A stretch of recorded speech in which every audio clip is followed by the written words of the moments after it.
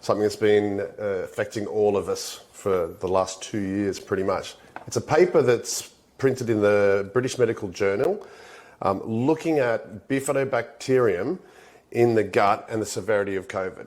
So, in terms of the more bacterial diversity, the more high levels of Bifidobacterium, and how that's affecting people's reaction or severity to COVID. So, Dad, the paper is titled Lost Microbes of COVID-19, Bifidobacterium Faecalibacterium, I know you always correct me on that, depletion and decreased microbiome diversity associated with SARS-CoV-2 infection severity. Now, this paper's been published back in March, earlier this year, been peer-reviewed, looking at gut health, so it's a good paper to look at, isn't it? It has a lot of promise. And it's important to say that the senior author of this paper is a medical doctor, and she has a company that runs trials for its business purpose, if you like. That's what it does. That'd be Sabine Hazan, yes, at Ventura in California? Yeah, that's right. And she also runs a business looking at the bugs, analysing all the bugs in people's microbiomes in a very advanced way.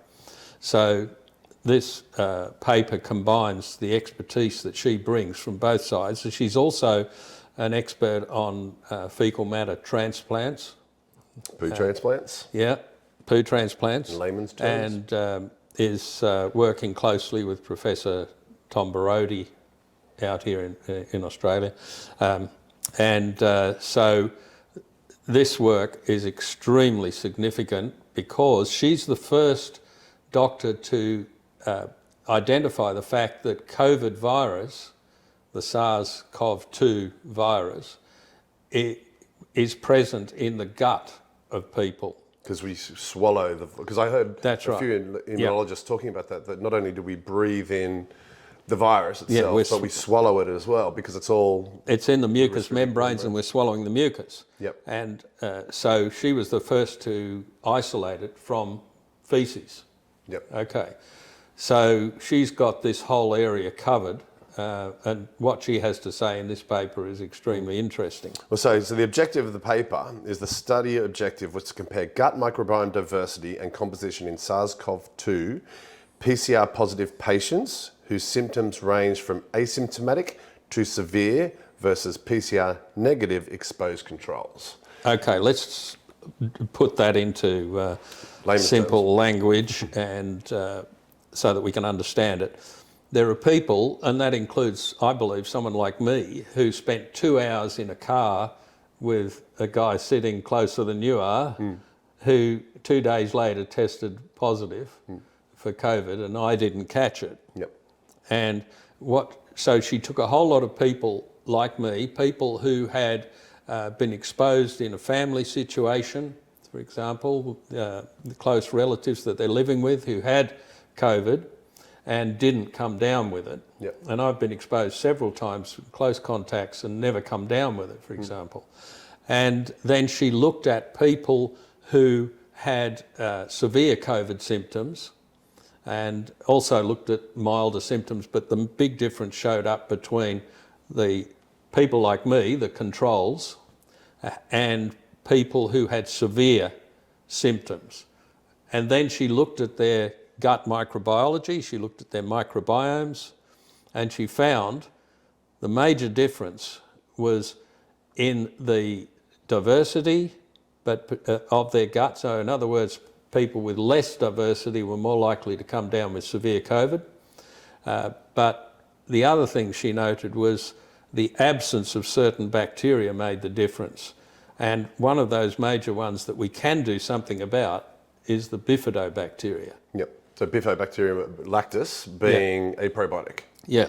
Well, there are a lot of different species of Bifidobacteria. The reason most probiotic bacteria concentrate on Bifidobacterium lactis is because it does a very good job for a start. It's typical of the effectiveness of Bifidos, but it survives the stomach acid well, and it survives well in probiotic preparations as well. So A lot of the other types, like Bifidobacterium brevi and things like Infantis and so on, are more fragile, and they might be present in some people and doing a good job, but if you're trying to take a preparation with those in them, they usually die out quickly, so you don't get the benefit from them anyway. So it's much better to look for, as you know, a symbiotic powder preparation, because that maximises the impact of the bifidobacteria. Natural sources of bifidobacterium, I mean, obviously we've got probiotic supplements. Well, there's all sorts of fermented foods that may or may not contain bifidobacteria. The problem is you don't know. And also you don't know whether they're dead or alive, or what. So if an individual wants to be more certain, then probably probiotic supplementation of a Bifidobacterium lactis is probably the best way to go. I believe so. In my opinion, that's the way to go. So should we also, so obviously the Bifidobacterium, Faecalibacterium. Okay, Faecalibacterium, there's only one species of that genus, and it's Faecalibacterium prausnitzii, and it is a naturally occurring bug in the gut. It's quite prevalent there. But what she found, Sabine Hazan found, was that can be absent too in people, and that also is part of... Which could be wiped out by antibiotics or... Absolutely, that's often what happens. And so there are no Faecalibacterium prausnitzii supplements available, so we can't do anything about that. Either you've got it or you haven't, and it presumably comes passed down from the mother to the baby. Which is a conversation for another time. So the mechanics, so what do you think is, because obviously we're swallowing the virus, what do you think the Bifidobacterium... The Bifidobacterium... to help this, to make the severity less? Look, bacteria talk to the immune system. Good bacteria program the immune system to do all sorts of things. You've got two components to the immune system. There's a part that you're born with that knows how to combat infections, even if it's not programmed by exposure to those things. So that's called the innate part, and it means inborn. And that does things like secreting general purpose compounds into the mucous membrane in your gut lining and combating as a first line of defence any infections that are trying to get in. The other one is the programmable type, and that is when you're exposed to a particular antigen, in this case the virus, and the virus is sampled by certain cells that draw it into the bloodstream and hand it over to these cells that engulf it and look at it and then produce antibodies to it. They say, okay, I have become a factory now to produce antibodies to this particular antigen, and what we'll do now is we will multiply ourselves and produce a whole lot then of factories producing antibodies to that, in this case, COVID virus. Which the virus is actually the SARS-CoV-2, and then COVID. The virus itself is called SARS-CoV-2. The disease it causes is COVID. So in a nutshell, they've looked at microbiome diversity, found out that Bifidobacterium, or high levels of Bifidobacterium, were correlating and showing that there was less severe issues or symptoms. So those that had high levels of Bifidobacterium in the gut, less severity of COVID. Which could probably, for me, personally, again, anecdotally, I could say when I had it, I was 12 hours overnight, a little bit of muscle soreness, and that was it. And obviously I'm doing probiotics every day. So, and I'm doing it every day also and didn't even get the symptoms. And a number of friends I've seen doing probiotics every day that had either asymptomatic, haven't even shown signs of having it yet, or recovered very quickly. So, I mean, there's a lot of sense to this paper. That's right. It does make sense. So they say in conclusion, we hypothesize that low bacterial diversity and depletion of Bifidobacterium genera. You're going to correct me on that? No, that's fine. You pronounced it right? Either before or after infection led to reduced pro-immune function, thereby allowing SARS-CoV-2 infection to become symptomatic. This particular dysbiosis, which is an imbalance in gut bacteria, right, pattern may be a susceptible marker for symptomatic severity from SARS-CoV-2 infection and may be amenable to pre-infection, intra-infection, and post-intervention. Yes, in other words, we may be able to manipulate the microbiome of people to improve their resistance. How would we do that? Well, but what's interesting here in their conclusion, they say post-infection intervention. Okay. So that's if someone's already got the virus. That's right. Taking the Bifidobacterium may reduce severity even post-infection. That's what she's saying. Yeah. That's what they suspect. And of course there are other things we can do that we'll talk about in another video about lactoferrin, for example. Yeah, vitamin D. And vitamin D. There's papers on vitamin D and all these things that I think for me it's like they need to be talked about more. You know, throughout the world we're all going through this together. Yes. And the more we can do to combat and keep ourselves at the best we can be. Well, the fact is I'm triple vaccinated, and yet by now, because it's been quite a few months since I had the booster, my immunity is probably down at zero again.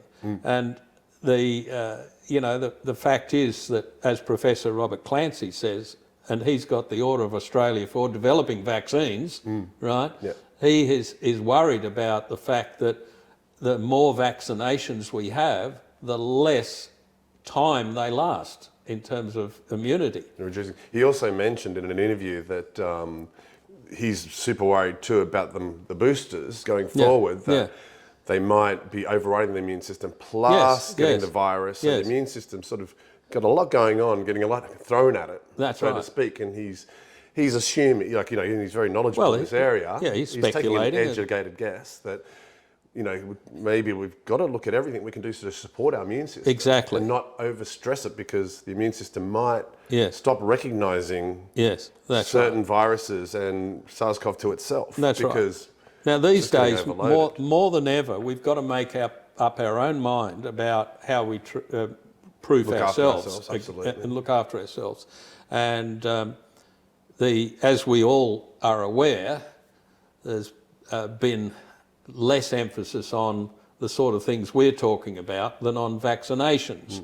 And a lot of people are worried about the side effects of vaccinations. And look, everyone's got to make their own decision, but a well-rounded approach to all this doesn't go astray. No, that's exactly exercise, right. Look after be healthy, look after yourself. Boost your immune system. If you want a vaccine, go for it. It's that's right. That's right. Do what's right for you. Yeah. But let's take a whole approach to this, because the more we discover... A holistic approach, The more we discover about all these things that can help us, the better for all of us. That's right. So there are things that are readily available on the market now that we can purchase that apparently, according to the experts, are having a significant impact on our ability to resist this and other infections. I mean, the flu is looming on the horizon. We're just talking about one virus in particular here, which happens to be SARS-CoV-2 on a printed, published paper. But it's almost certain that these resistance effects that we're talking about can be extrapolated to other viruses as well. We know, for example, that a particular lactobacillus that I isolated many years ago and that we use, Professor Clancy has shown that it can reverse chronic fatigue in overtrained athletes that are hitting the wall when those athletes have previously had glandular fever, which is the Epstein-Barr virus. So that is reversing that chronic fatigue. So there's all sorts of things we can do to strengthen our immune system, to strengthen our resistance to a range of viruses and bacteria. I mean, lactoferrin, for example, is effective against bacteria and viruses. So that's a topic for another video. No, that's it. But I think, got the whole summary of the paper. I mean, it's great to see this kind of information coming out in the British Medical Journal, which is one of the first... One of the first. It's a top journal. Look, one of the top journals in the world. As much as we can trust any science, I mean, these people are doing science in the way that we believe is reliable and doing their best. And there is no higher standard of science than these people have done in this paper. And I think a fundamental for me personally is taking Bifidobacterium like this every day, for Yeah. me, is only going to do me good anyway. Well, absolutely. For the gut health. There is no side effects to doing a probiotic every day. No, that's right. And people need to experiment with the way they take it, how much they take each day and so on. You know, I just took mine, 2 very heaped teaspoons of our, Plus product. And that works well with me, and my irritable bowel syndrome perfectly controls it. So now that's, I guess, making a health claim, but which I'm not allowed to do. But that's the fact. That out now, won't I? Well, but that's a fact, and I'm not sure that you should cut it out. I mean, that's what's happening. It is. Yeah. It is. Well, anything else you want to add to the paper? Is there anything else that stood out to you that you think? No, look. I mean, we'll link the paper at the bottom. We'll in the description or somewhere around the video, so that anyone that wants to actually go do see the physical paper or the digital paper to look at it yourself. So it's not a super complicated read. I mean, there are some things that I would find complicated, not being a microbiologist or a scientist, but it's not super long. It's probably about 10 pages long, I think, 14 pages long, and it's a really interesting read. So. Dad, thanks for your time. No I hope problem. everyone found that very enjoyable and informative. And as always, stay healthy and look after your guts. Amen.